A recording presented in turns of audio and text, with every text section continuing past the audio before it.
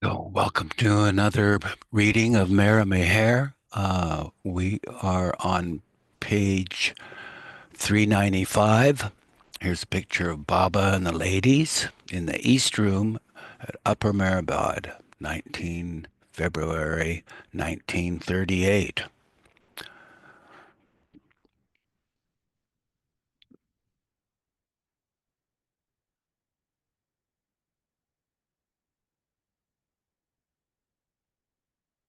This is part uh, mm, part three, and it's chapter 86. Days of Decision is the title. After holidaying with the women Mandali and Panchgani, Mayor Baba and the group returned to Meherazad a few days before the meetings Baba had scheduled at Meherabad to discuss and decide about the Mandali's future. These were to occupy 15 to 20 August 1949. The first 3 days, Baba met with the men Mandali at Lower Mehrabad for a few hours in the morning, and then spent the rest of the day at Upper Mehrabad with the women. Baba was driven from Meherzad, accompanied the first 3 days by Mera, Mani, Meru, Goher, Naja, and Walu. He got down at Lower Mehrabad, and the women were driven up the hill to await his arrival. At the first meeting with the men, Baba emphasized 3 points. Firstly, I will be absolutely helpless in the true and literal sense of the word on account of some personal disaster to me. Before that happens to me, after October 1st, I wish to make whatever arrangements are possible for the Mandali under the limited means at our disposal, because thereafter I will have to stop, and I shall stop, seeing to the material affairs of anyone. Secondly, I will allow only such persons to remain with and near me who are in every respect completely ready on their own responsibility to fulfill and carry out the conditions I may lay down during these five during these few days for that purpose. I will be beyond the reach of all others. Thirdly, Mehrabad and Pimplegaon ashrams will be disbanded, as I am going to wipe these off my map. I thank God that the time for which I have been waiting so long has at last arrived. The whole world will know how and to what extent I become helpless, and I will come to know how far the Mandali will go with me. And that's from Lord Mayher Online, page 2740. Everything had to be discussed openly and frankly, even personal matters. As Baba remarked, nothing is to be kept secret. That afternoon at Upper Mehrabad, all were called into Mera's room. Besides the Meherazad women, those present included Kitty, Rano, Katie, Khorshed, Sunamasi, Mansari, Kaku, and Manu Jesawala, who had come for a few days. Also present were Kaikobad's wife, Jerbai, and their 3 daughters, Meru, Jalu, and Gulu, plus Baidul's wife, Saltun, and daughters, Daula and Sarwar. As Meru Irani recalled, the atmosphere was tense. It was very serious. It was a very serious and intense period. You felt the importance of it in Baba's expression, something very important. And the sidebar says, Gulmai Paroja and Meru Damanaya came from Kushru quarters. Baba smiled at us as we entered, yet we felt there was seriousness in his expression. He told us all to be seated. Everyone came with their small stools and found room for themselves where they could see Baba, who was seated on Mera's bed. Mera was seated on a stool close by him. Once everyone was inside, Baba had someone lock the door. This was not normally done, and it alerted the women to the extreme significance of the occasion. Baba told us on the alphabet board, with Mani reading out, what wonderful jewels we were, and how faithfully we had obeyed him through the years, and how fortunate we were to have been in his ashram and in such close proximity. He told us that now also he expected obedience from us, and that when he had finished, each of us was to come to him in turn and state whether we would obey him and go where he had decided we should go. And the sidebar says, Don Stevens and all, from the book Tales from the New Life with Meher Baba. Baba dictated, none should suggest anything to me. None should ask me anything. My decision is final. No one will be allowed to stay here at Mehrabad any longer. Bear in mind that I am nothing but God, and God always does what is best for his children. He wants to make them happy. He never wants to make them suffer. But for his own reasons, some things are necessary. Now you have to help me in my work. I am going, and I am not coming back. You won't see my face for the rest of your life. And when I leave, don't show me your weepy face. Baba stated that whatever he said should be obeyed 100%, even if he sent some away to Bombay or told others to get married. Whatever I tell you, I've prepared for it. If I ask you to marry the toilet sweeper, will you all obey? Or a leper? They said that they would. If I tell you to marry an old man? Yes, they nodded. Baba asked one of them whether they would marry a certain person. Manu silently prayed, don't ask me that, Baba. Anything but that. On and on his questions went. Even Mara was not spared.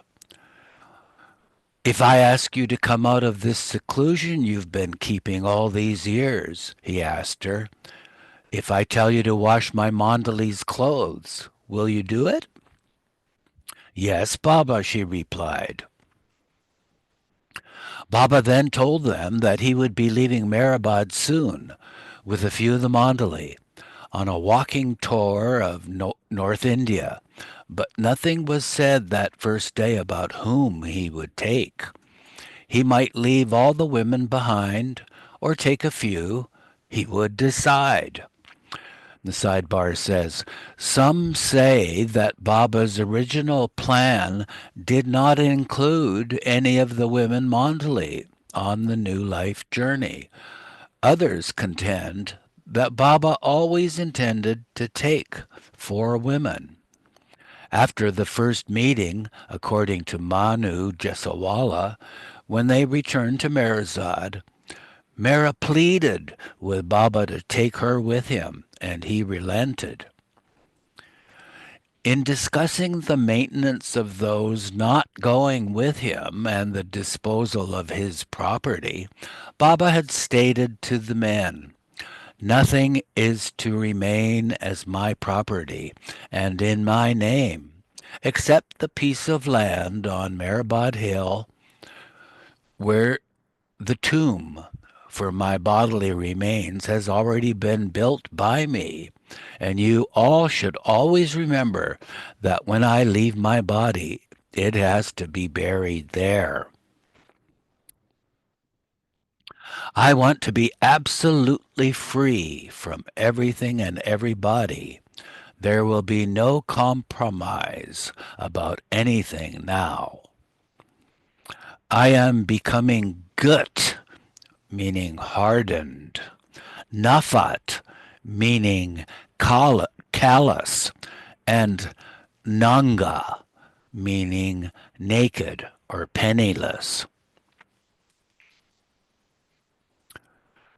Remember the proverb, even God is afraid of the naked.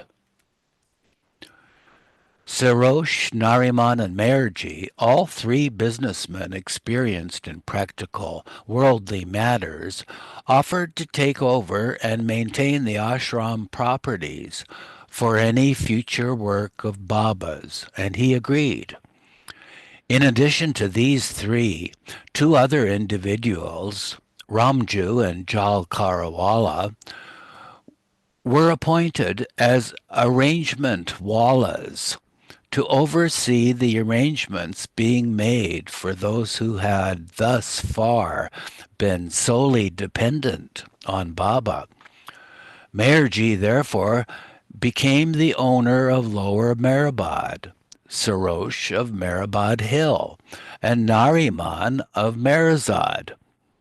The proceeds from the sale of these properties would be used to help provide for those not remaining with Baba.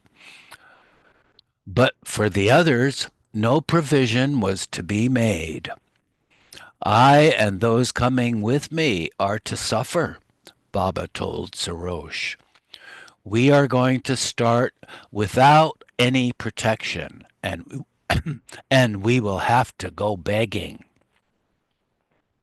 At Baba's second meeting with the women at Upper Mehrabad, he stated that 4 women would be taken with him, but again he did not name them. He gave the women these 4 alternatives. 1. If any of you have some member of your family to provide for you financially, you can stay on in the Mehrabad Hill quarters, but there will not be any members of the men Mandali down the hill to help in any way at all. 2. You can work for your living and put aside anything that can be spared for families that have so far been depending on me.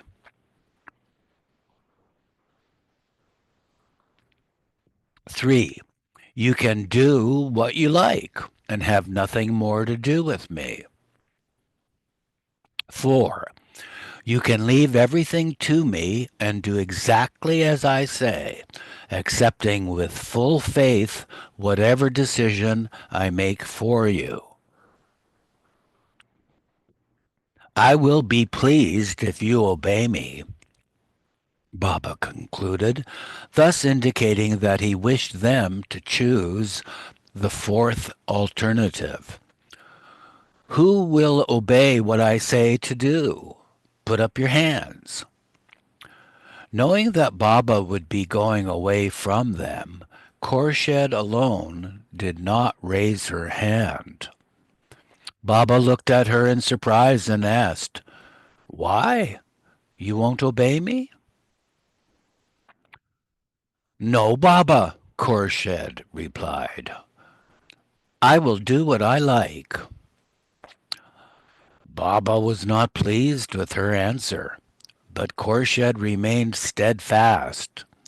Since her mother, Sunamasi, had put up her hand that she would obey, Baba said, Look at your mother. See how good she is. She is willing to obey me, And you are not? No, I am not, she repeated.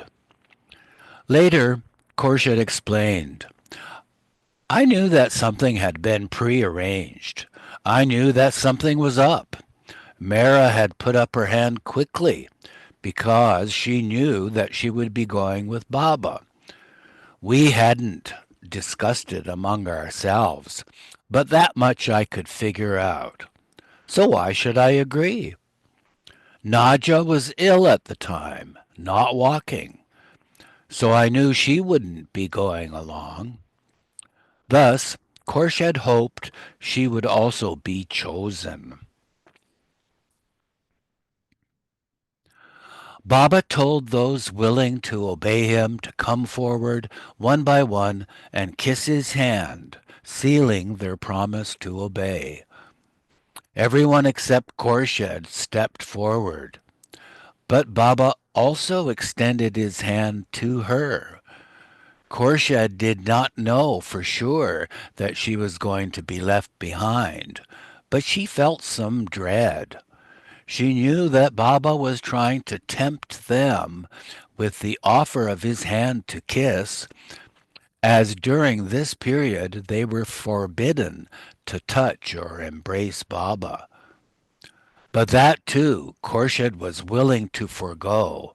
She stayed where she was. Who else doesn't want to listen to me? Baba asked, and then looked directly at Khorshid. You don't want to listen to me? No, Baba, she repeated. I'll do what I like. You don't love me? You don't want to obey me? I love you very much, but I won't like it if you tell me to go away. I don't want to leave you. Whoever really loves the beloved is willing to obey him and be happy in the beloved's happiness. Baba spent time sweetly, endearingly elaborating on this theme, trying to convince her.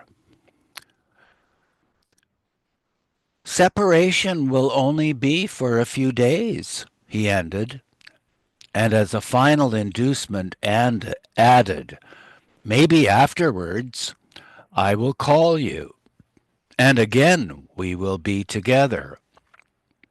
But first, you must agree to obey what I say. That did it. Khorshid felt ashamed for giving Baba so much trouble. When he asked again, Don't you love me? She replied, Yes, Baba, I love you and I will obey you. Now I am very happy, Baba declared and called her to him. Khorshid stood and went to Baba, who embraced her, the only one present whom he did. Khorshid was weeping a bit, but Baba told her, No, don't cry. Laugh, he commanded, and she did. Even if you feel you are being cut into pieces, show a smile on your face. No, sorry, show a smile outside on your face. In love, this is the meaning of bravery. It would also be one of the major themes of the new life, as Meru recalled. Baba said that those who were to share the new life with him were always to be cheerful and not give way to anger or moodiness, no matter what the circumstances. We were to obey Baba implicitly, without hesitation. We should be very careful never to disturb Baba's mood. Those who were not prepared to do this should not go into the new life with Baba. The next morning, Wednesday, 17 August, Baba offered three alternatives to the men Mandalay. First, Those who find themselves capable of fulfilling the conditions I have laid down and accept them will go with me. Second, those who cannot accompany me will have to earn their living, and if they can spare any of their earnings, they should give the savings to the dependent families and continue to carry out the orders already given to them by me, or any orders that I may give them later. Third, those who can neither go with me nor support others and carry out my orders will have to go their own way.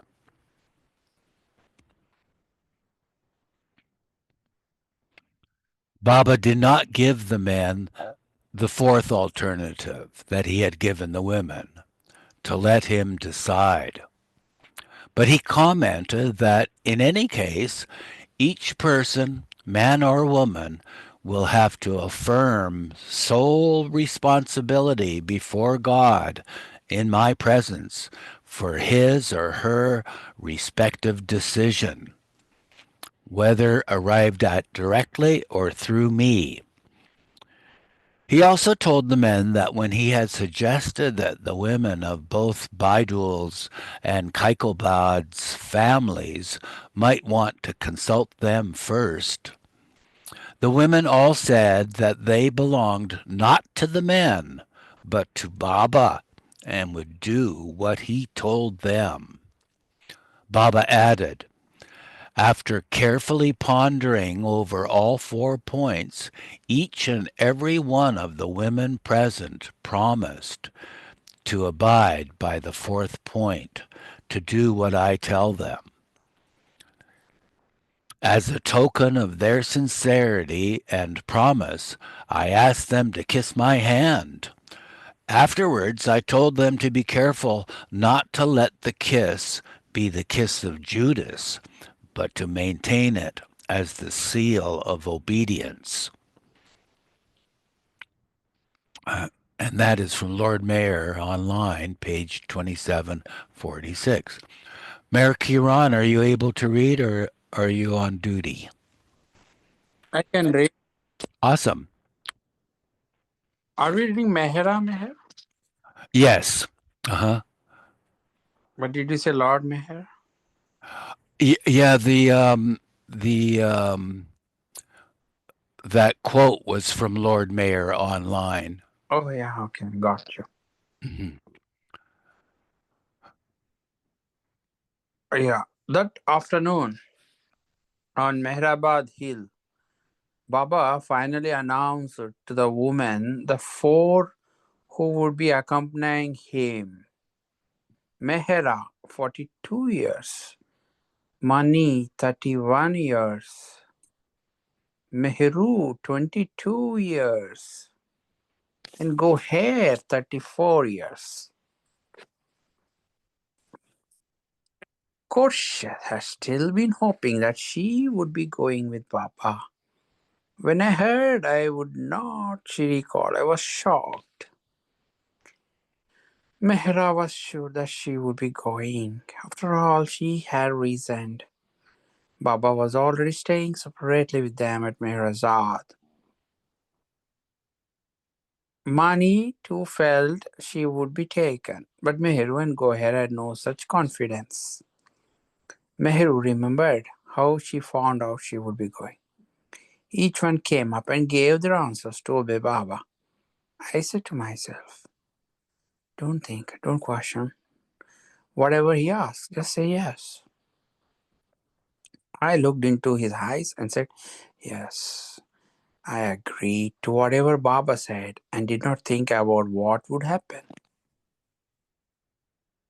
Baba did not tell me privately that I would be going. The first I heard of it was when Baba announced it at the meeting when we were all together. I felt happy, but naturally we all reflected the seriousness of the moment. I felt the responsibility of living up to the new life as Baba wanted.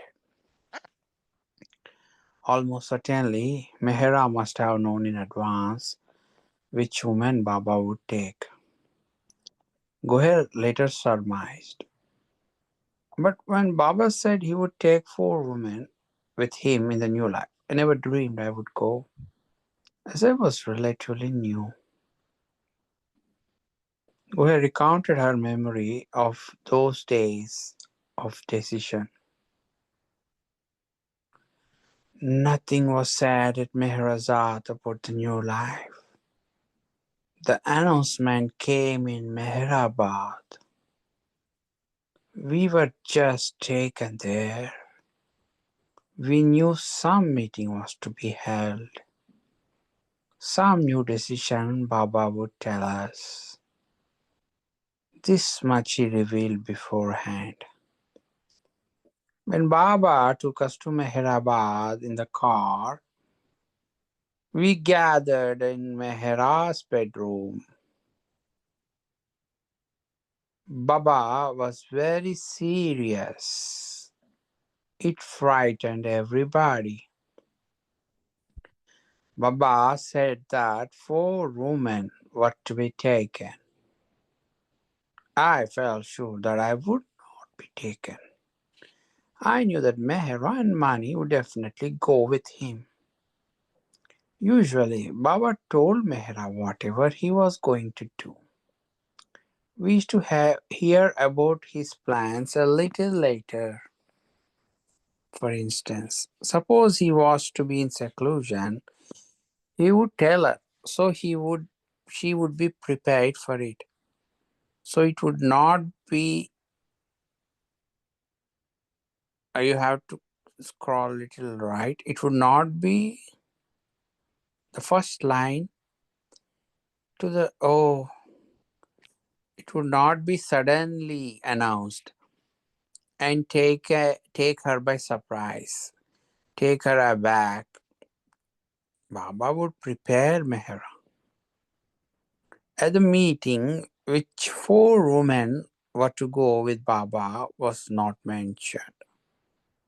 I came back at Mehra feeling that I had just come to stay permanently and now I would be left behind surely. Baba will only take only those who have lived with him their whole life, like Khorshid and Naja, or maybe Mehru. I had only been there for 2 years. It would be impossible for him to take me. I used to feel disheartened and dejected, so frightened. Every evening we returned from Meherabad, and I felt sad. I was sure Baba would not include me. Baba gave points how he would settle about everybody, like Katie, Sultan, Daula, Kakubai, Mansari. All these discussions were going on. In the evening, to relax, Baba had us play a game of charades up in the dormitory at Meherabad. Baba himself joined in the game, and there's a asterisk. I think it's a big footnote on the left. Can you read it, or is Oh, it in? I have to scroll. Sorry, I can read. During one game of charades of book titles, Baba chose as his partners Mehera and Katie to enact Gone with the Wind. No one could guess it. Katie mused later that it was an ironic choice of film title since soon everything would be literally gone with the wind. Then we came back to Meherazad and again left early in the morning. One evening, after coming from Mehrabad, I was standing behind a wall, slowly watering the flower beds, feeling depressed, dejected, thinking that now what will I do with myself when Baba leaves? I thought I would end my life. Seriously, I thought of committing suicide. What's the use of living? I thought. I don't want to go back in the world. At that instant, I heard a clap. I turned around. I had my back to the veranda of the main house. I saw Baba standing on the porch. Mehera was by his side. Baba called me. What are you thinking? Tell me. I said, Baba, I know that I am not going with you on the new life. I was feeling very dejected. What else? What else? I thought I did not want to leave after you leave. I can't live without you, and I don't want to go back to the world. What is the use of living? Baba smiled and said to Mehra, tell her she's mad. Tell her that she's coming with me in the new life. She will be the fourth man in the new life. I was so happy then. I just did not know what to do. Baba, I'm so grateful to you. I said, Baba said, no, don't worry. You are going to be with me. Which I took to mean always, not just then. I thought how great and compassionate Baba is. I just could not believe in when Baba said I was going. I never thought I would be taken in the new life or staying with Baba permanently. As he had said, don't hope and don't ever think of seeing me again. It was the happiest moment in my life. The next day, when we went to Mehrabad, Baba announced which fort were to go.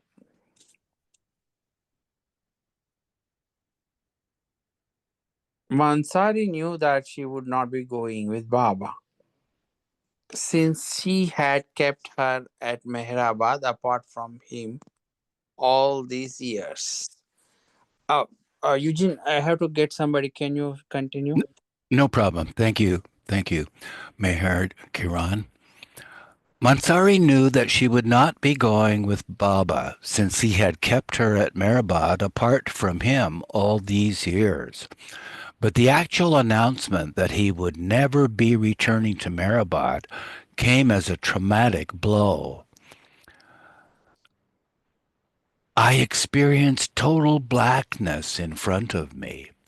Baba was so stern, so serious. The new life was such a big shock. As Baba said, now he would never come back. Previously, he visited Mehrabad regularly. Now, no one could stay in Mehrabad. Even Padri had to hire a room in Nagar. And the sidebar says, during the new life, Padri came to Mehrabad with a snack to spend the day, but he did not spend the night there. The Musks, Ali Shah and Muhammad, were put in Sidhu's care, and he alone amongst the Mandali remained at Lower Mehrabad. Mitu, the parrot, was given to Nergis Kotwal, who was living in the family quarters near Erengaon. Later, the bird either got lost or was killed by a cat.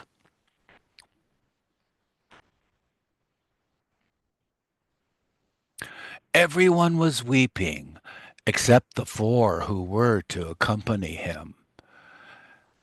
At his request, we all said yes to his orders. He said he would arrange where to send us.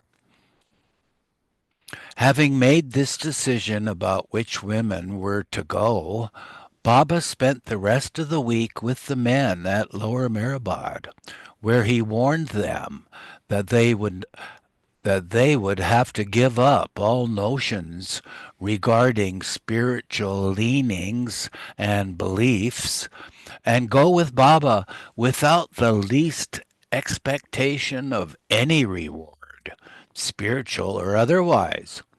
Moreover, Baba would live among them as a brother, but they would have to continue to look upon him as their master and obey him implicitly. They were also not to invite or encourage any homage or reverence to be paid to them or to Baba by anyone else. Any such action would have to be repaid immediately with an identical action. Baba summarized by saying, "Those who want to come with me should consider themselves as already dead, just as a corpse has no connection or concern with anything material, does not ask questions, and does not want anything. In like manner, those accompanying me will have to be with me as corpses. I am going to see who wants to die for no particular reason by going with me."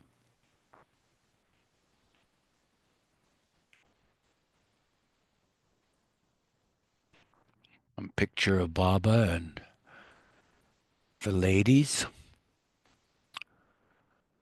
Mara and Carmen Masi, in 1938, Upper Mehrabad. Whoops.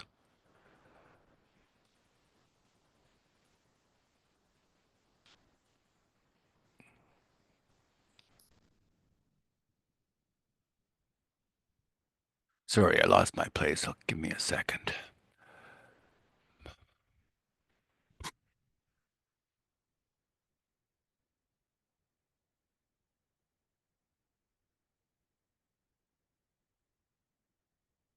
So there is a long sidebar here. Erich related. When we first found out the women were to come with us in the new life, I wondered is it possible? Because there were restrictions. We couldn't see them or talk with them. We couldn't even speak loudly amongst ourselves, as the women were not to hear our voices. So, how would it be possible for us to be on the road with them like that? How were we to play this game of hide and seek? Baba said, "Don't worry about it. It will all go away from the 16th of October. We will begin a new life. There won't be any such things. There will be companions like you all. Sorry, they will be companions like you all. The women will help the men, and the men will help the women."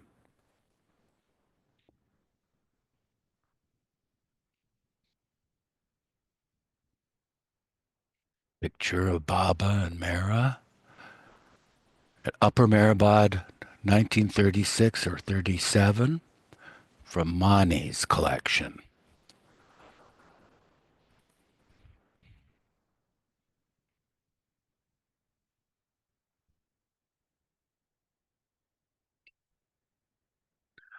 Chapter 87, Five on the Hill, is the title.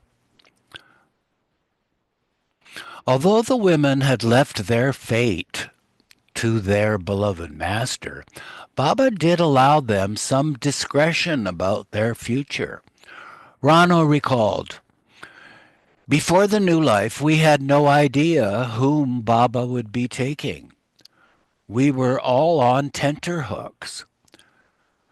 Kitty and I were disappointed not to be included, as secretly we had looked forward to being on a walking tour of India with Baba.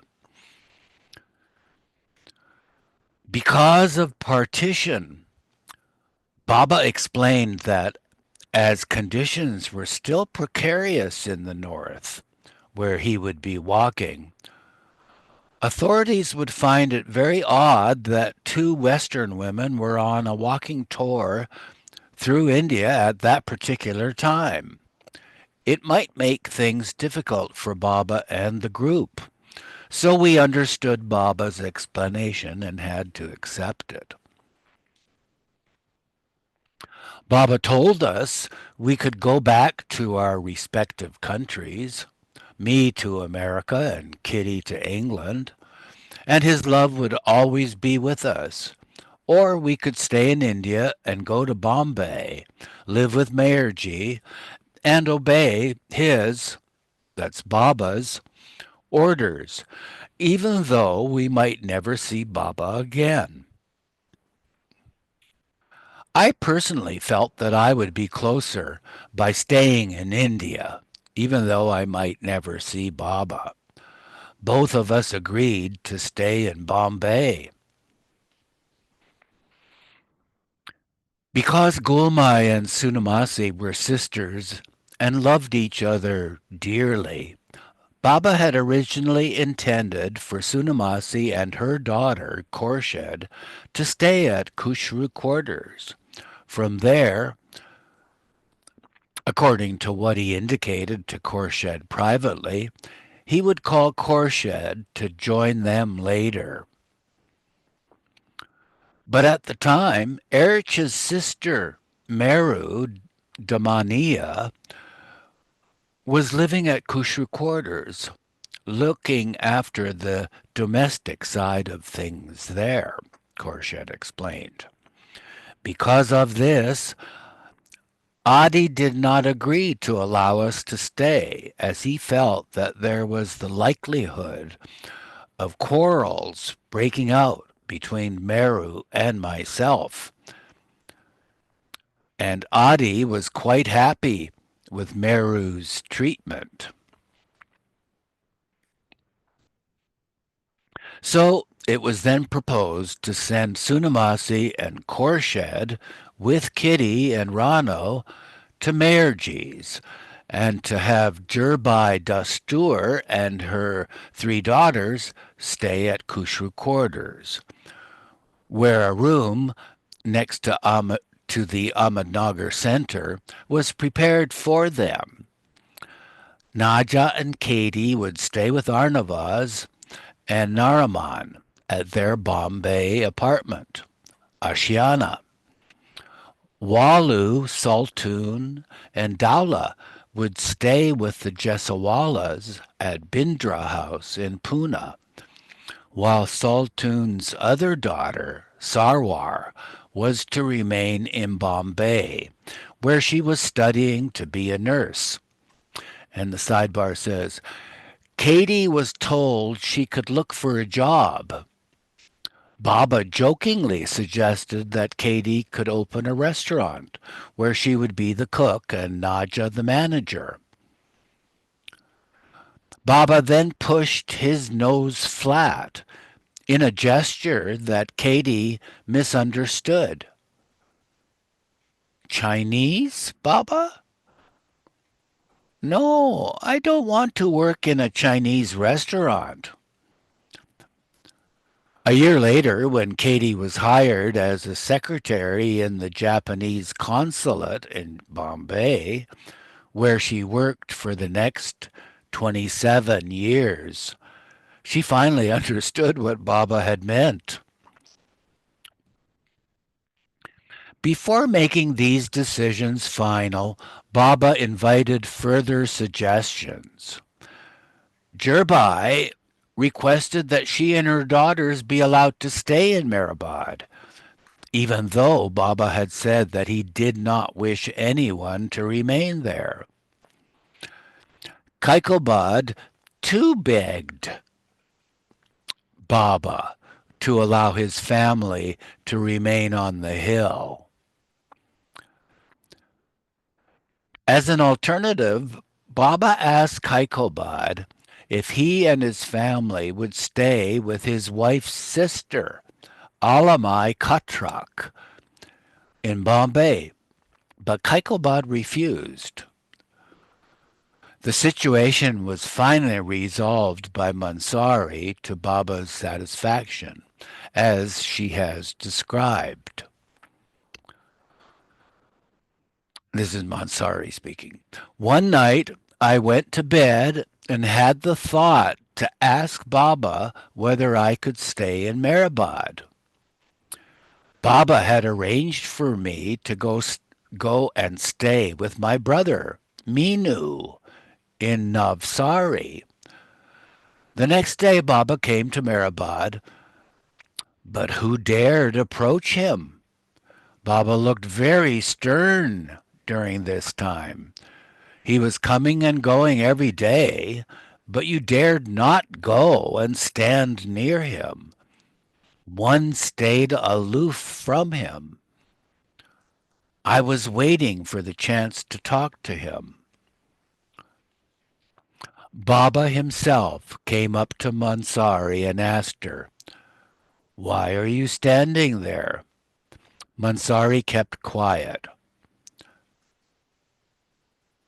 Baba asked, "Anything to say?" "Yes, Baba. Tell me now." No one else was around. I said, "Baba, if my promise is intact and you allow me, can I stay in Mehrabad? You go anywhere. I'll stay in Mehrabad."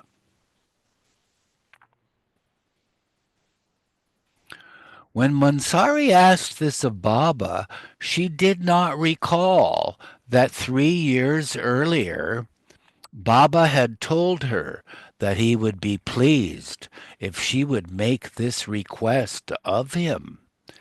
It had been a time when Mansari had been pestering Baba about when he would live at Mehrabad as before, and Baba had told her. Instead of that, if you say, "Baba, go anywhere you like, I will stay in Mehrabad. I will be more pleased." Now this incident flashed into Mansari's mind, and she recalled, "Baba looked at me in such a way as if to say, 'After all this time, you finally come around.'"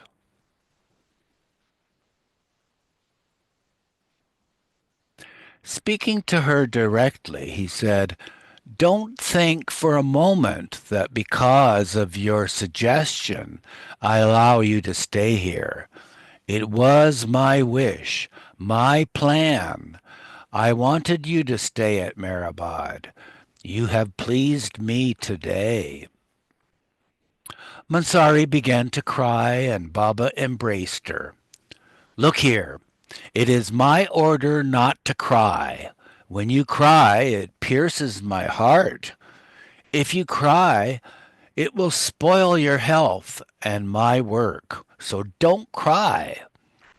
Though I am not going to come back, who knows?" he added with a wink. "One day I might drop by here."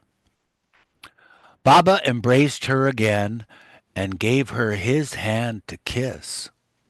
In this way it came about that not only Mansari, but also Jerabai and her 3 daughters, Meru, Jalu, and Gulu, were permitted to stay on Mehrabad Hill.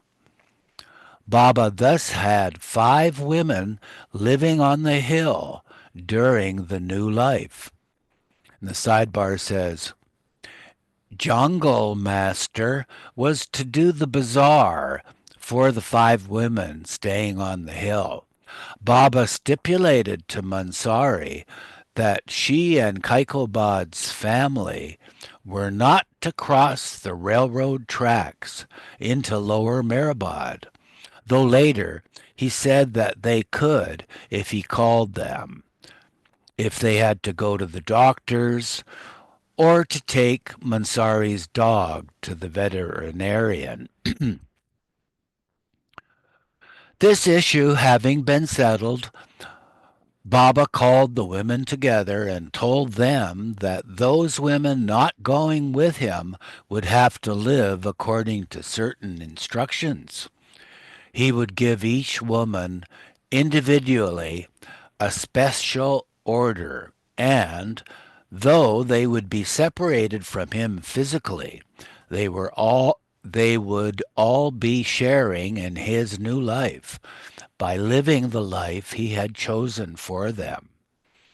General orders were not to possess money or buy or accept new things, not to go to films, and to accept only food, shelter, and toiletries from those with whom they would be staying. Those not going with him were also told that they must give up hope 100% wholeheartedly and sincerely of ever seeing Baba or meeting him again. By giving up hope entirely and carrying out his orders, they would be sharing his new life. Baba remarked, all trouble stems from hoping. Where there is no hope, there can be no disappointment. Continuing, he stated firmly, whatever may happen in regard to ill health or disaster to any of you after 15 October is no longer my responsibility. Every one of you has to hold herself responsible for what may happen. If you accept this wholeheartedly and willingly, swear it before God. After washing their hands and faces, the women each in turn took an oath before the impersonal God and in the presence of Baba to accept full responsibility for themselves. All this is a very serious matter, Baba stated afterwards, and not one to be taken or treated lightly.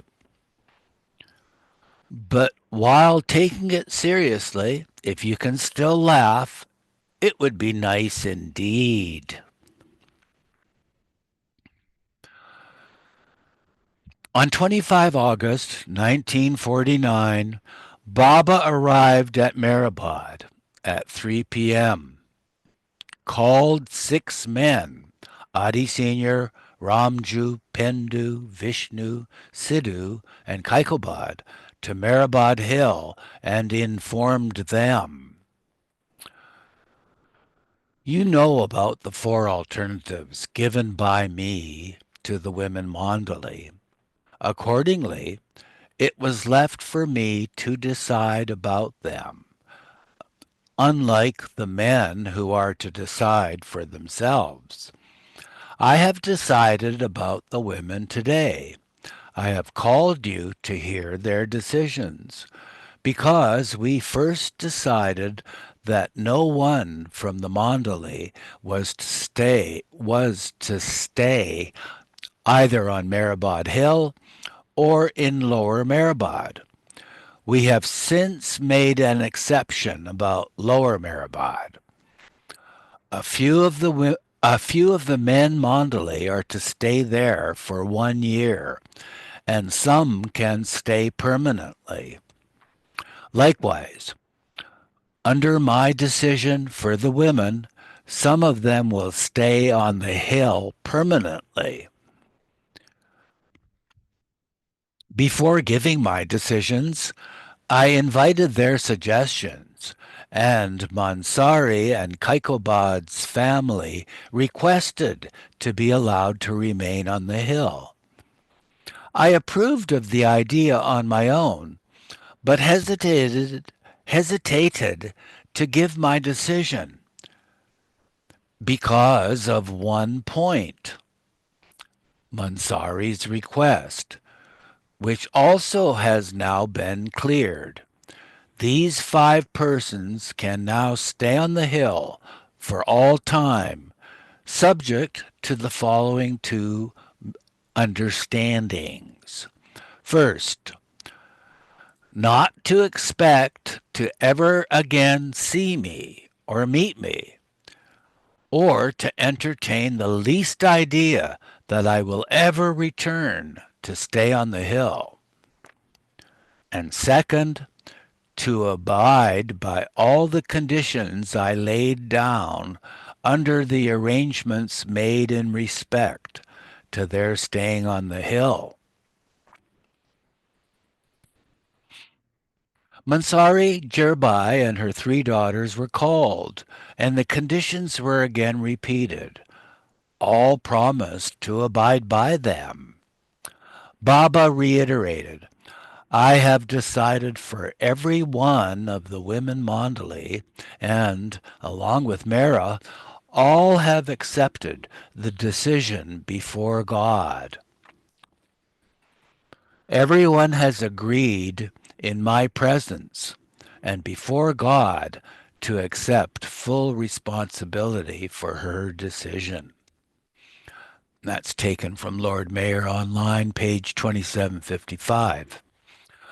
Baba directed that all of the women Mandali's expensive belongings, their costly saris, gold ornaments, and jewelry, were to be surrendered to him, to be sold.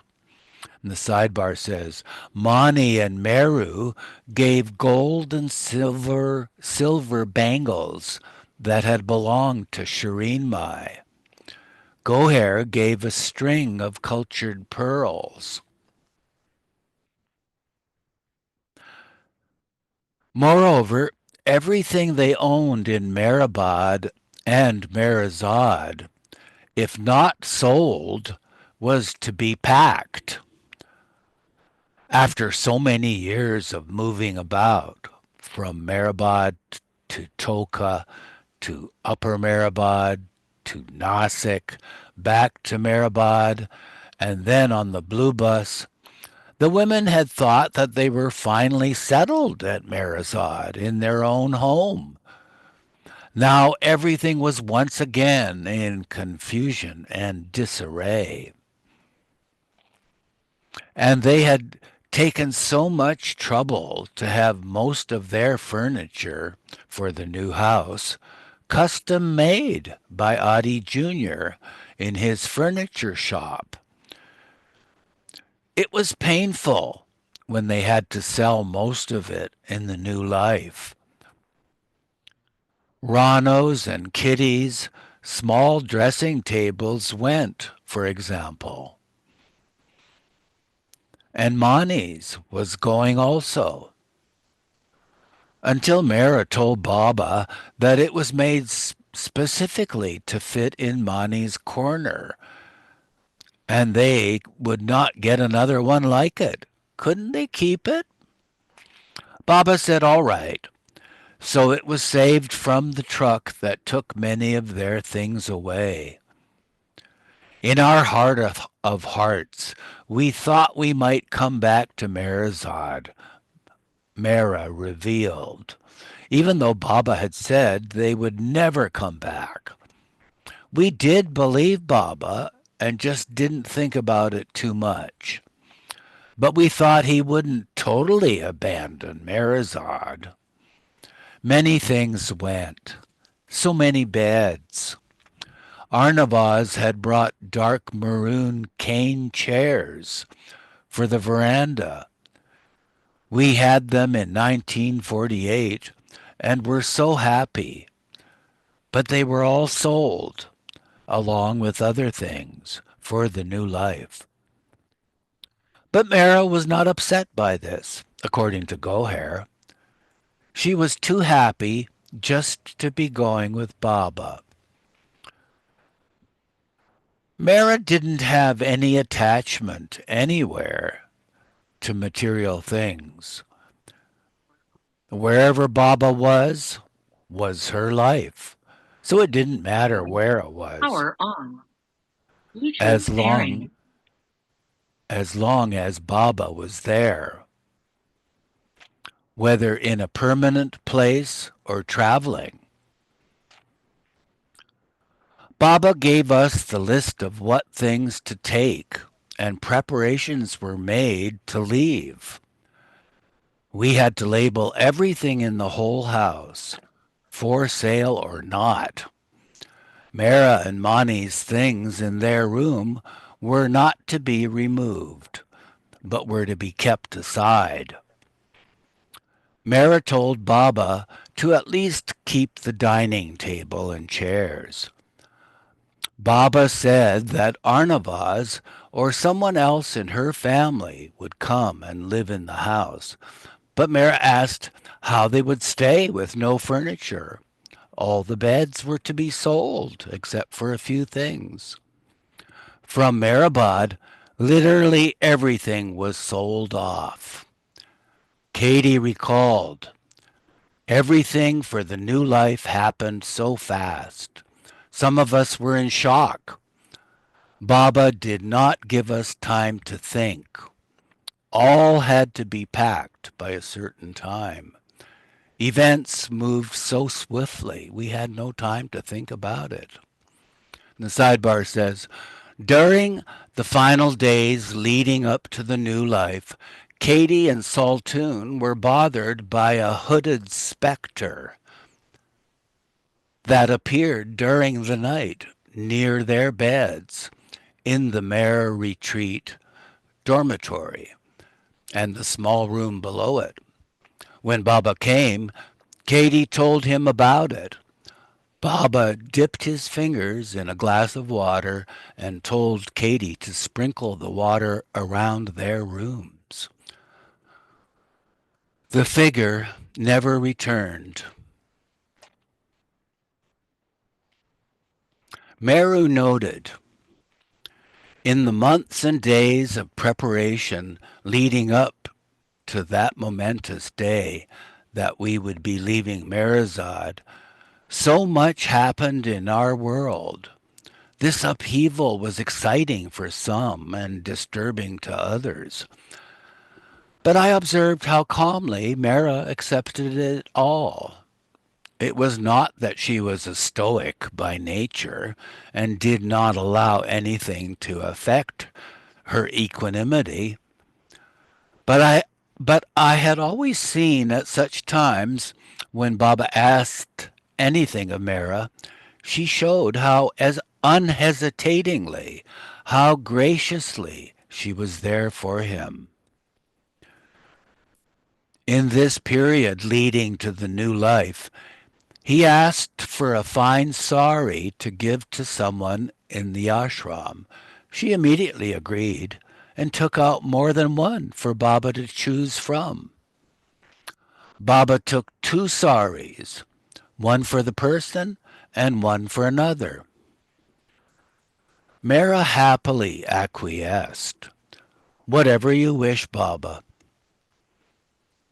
In such instances as this, I have witnessed the unquestioning acceptance of Mara to Baba's wishes, however strange or varied they might be. Mayor Karan, are you able to read now, or are you on duty still? Duty. Okie dokie. Thank you, anyway.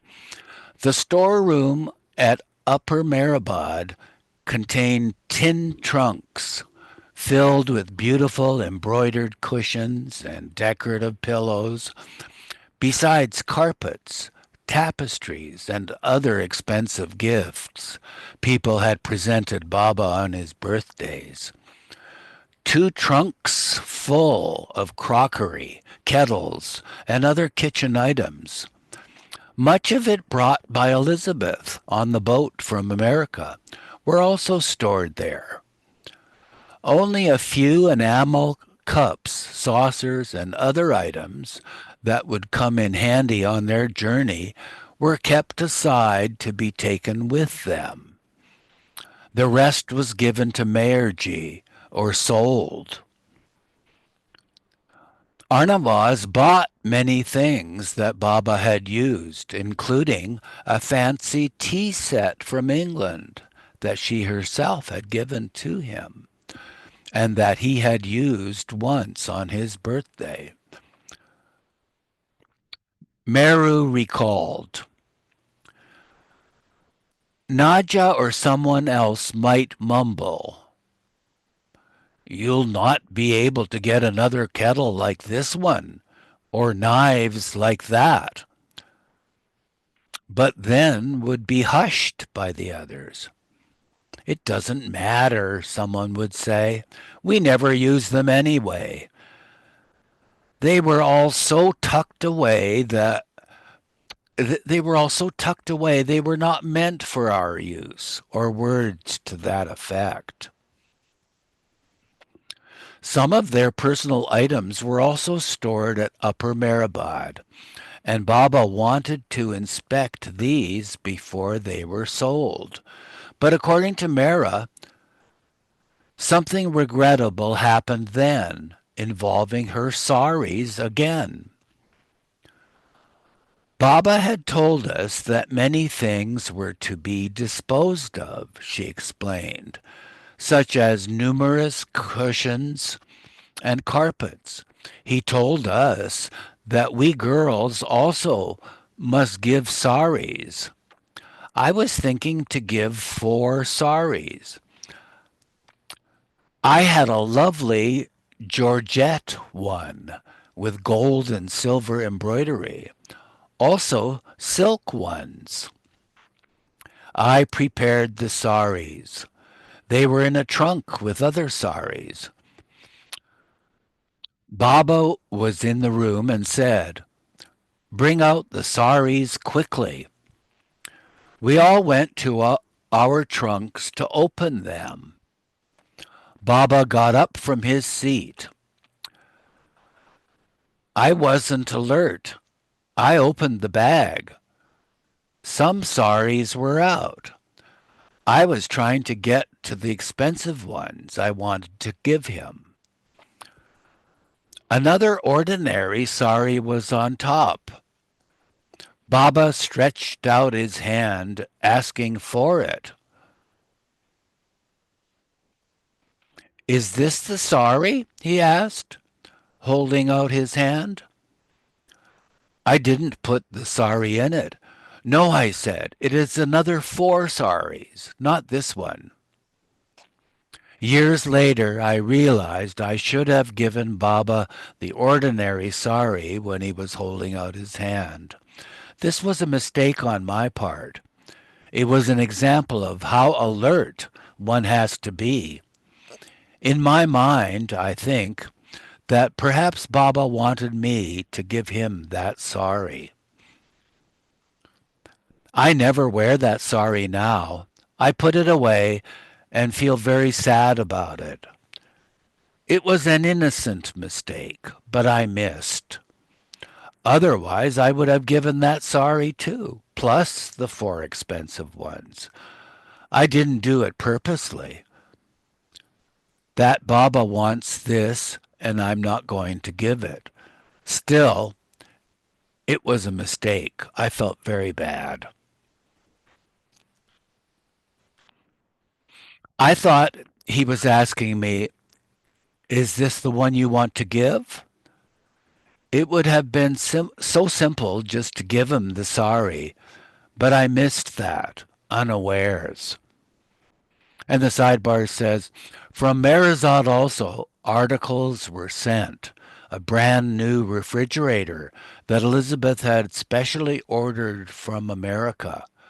2 DeSoto cars, which she had given to Baba, and another small car, which Nariman had given. All were new.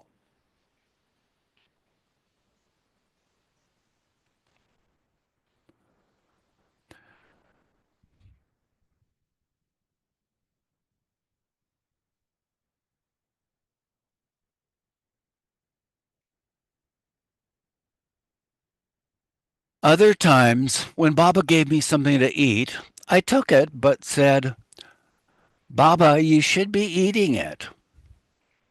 Instead, I should have taken it quickly and not hesitated. The second time Baba told me to take it, I did. But on the spur of the moment, to obey, I used to make mistakes. One day I asked Baba, when I don't want a thing, when I don't like it, can I say no to you or should I take it? Baba said, say no. Never mind. If you don't like or want it, don't take it. Mera may have been thinking of bujiyas, for example, which she never liked, but which Baba sometimes offered her. She would say, Baba, I don't like bujiyas, but since you are giving it, so all right. Then she would take it. But even that, Mara continued, I shouldn't have said, I don't like it. It was from Baba's hand. So why not have it happily, willingly? It was a very small thing, but still I missed the moment. Though Baba told me that if I didn't want something, I didn't have to take it. Really speaking, you should take it and eat it, whether you like it or not. It was because we were not perfect in our love.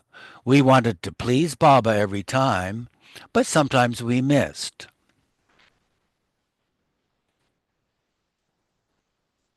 Although Mara felt terrible over what she considered lapses in being responsive to Baba's pleasure, because of her conscientious attention to such detail, Baba always spoke of her to the men Mandali as the paragon of obedience, especially in the new life.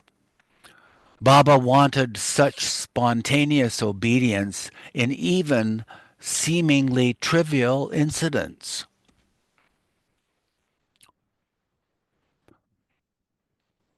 And the sidebar says Mara herself felt how imperfect she was in comparison with her beloved. Yet her love for Baba was so complete. Baba said of her, no one loves me the way Mara does. Adi Sr. recalled, near the new life, Baba began harping. I love Mara the most. I love Mara the best.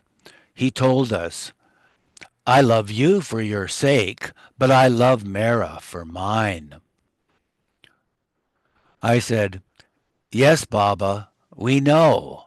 But I would wonder, why does Baba go on all the time repeating that his love for Mara is the best and greatest? Sometimes I got irritated. Where is the necessity, when the love was there, to express it and demonstrate it all the time? You say all the time you love Mara the most, I told him once. Where is the need for such a display of your affections?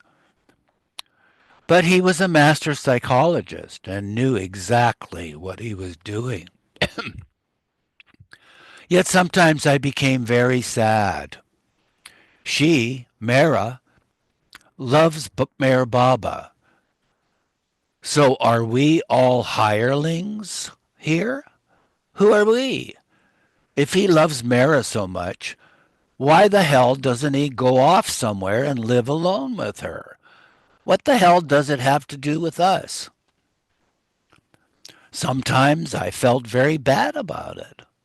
What about the other women? Are they all toilet sweepers in the house of Mayor Baba? And she a queen? Thoughts naturally came. Of course, I always liked and loved Mara. I never had ill feelings towards her, but the thoughts would come. Baba continued repeating this. But one day he asked, do you know whom I love the most? I said, Baba, we know. Do you know that I love Mehera most? Yes, Baba. You love Mehera the most. What next? Look here. Just because I love her the most, don't think that I am going to give her God realization.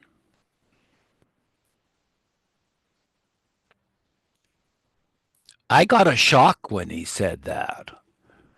It was such an anticlimax to all the statements he had been making. Statements that reached to the sky. Then I really started wondering about his statements. How open, how frank. I love her the most.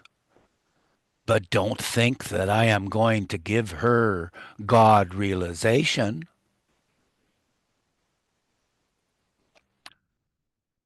Probably he likes her to be in this state for him, to love her more and more. Maybe because of that, he's not going to give her God realization. I thought to myself, what else is his love for, if not God realization?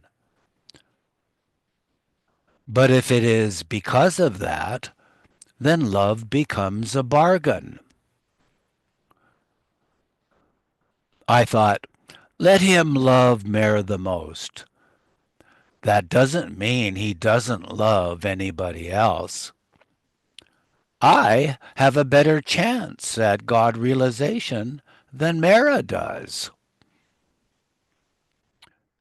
It all comes to this, Adi concluded. Mara was a sort of consort, a companion of the Avatar, which all the avatars have. She represents the entire illusion, creation. That is her position.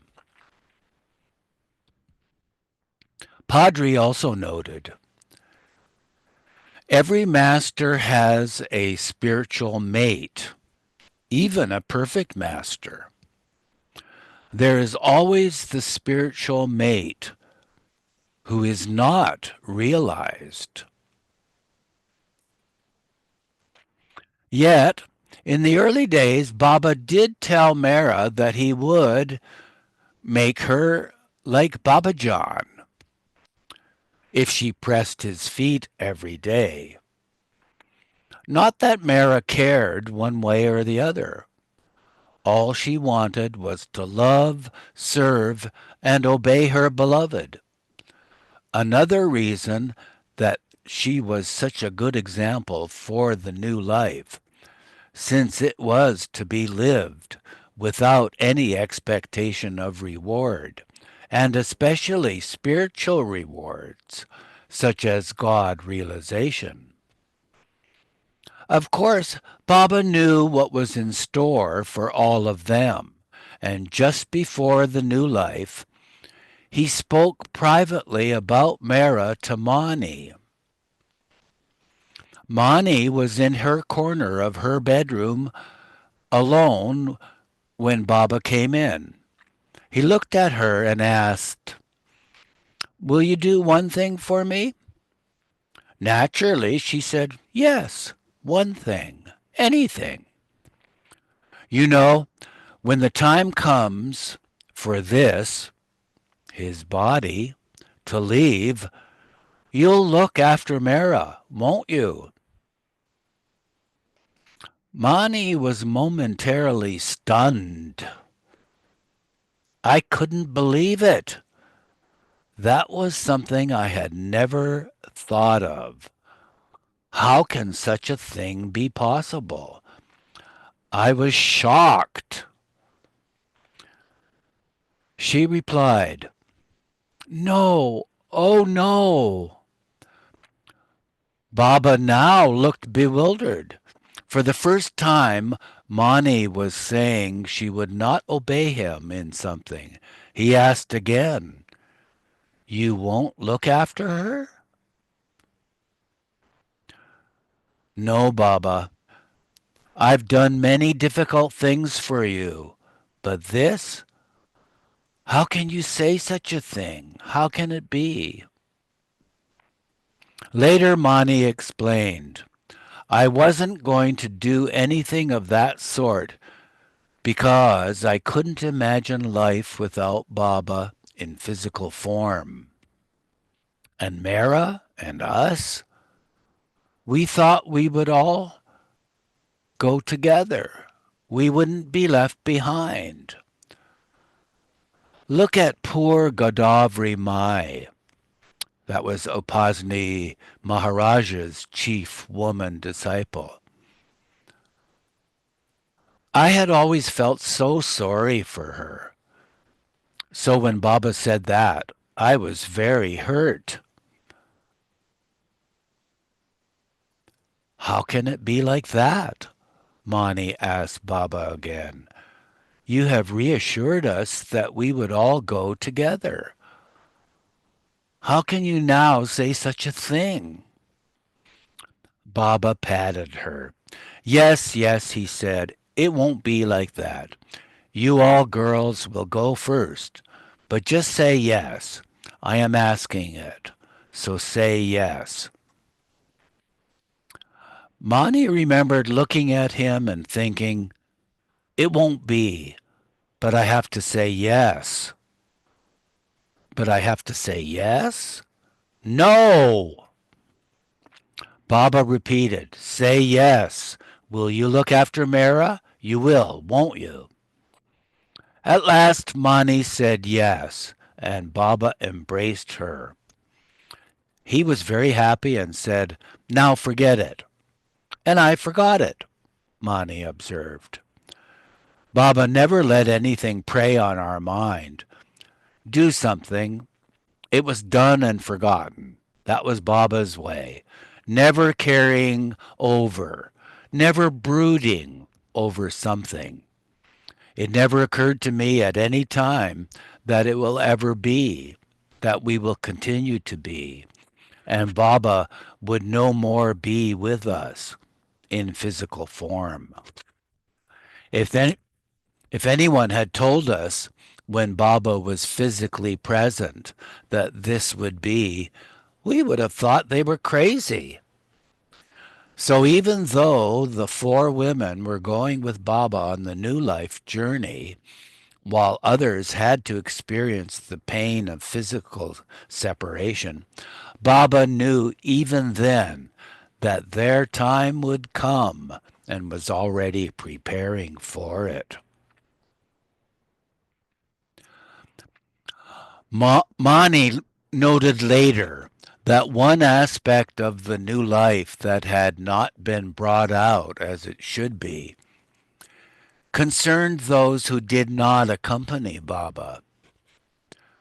Those who had lived with Baba as we did, but were left to stay in places like Bombay, Pune, Meherabad, or were sent to the West, and those who had lived away from him, but were constantly under his direction and visited him whenever called or allowed.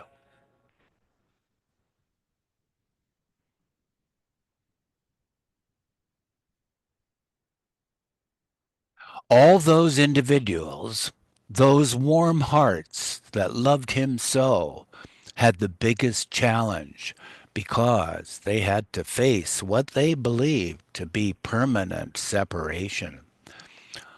Baba had said, you must believe it when I say that when I go into the new life, I and the companions with me, you will have no further communication with us. You must not even attempt to do so. I will not come back, and you will not see us again. Mani concluded, it was a complete uprooting. We thought we would never see Meherzad again. Besides packing and selling off their belongings, those going with Baba were given a list of certain things to take. For instance, sturdy clothing, warm enough for winter, had to be stitched. Ready-made clothing was unavailable in India then, so everything was made to order. So we'll stop here at the bottom of page 412. Yeah,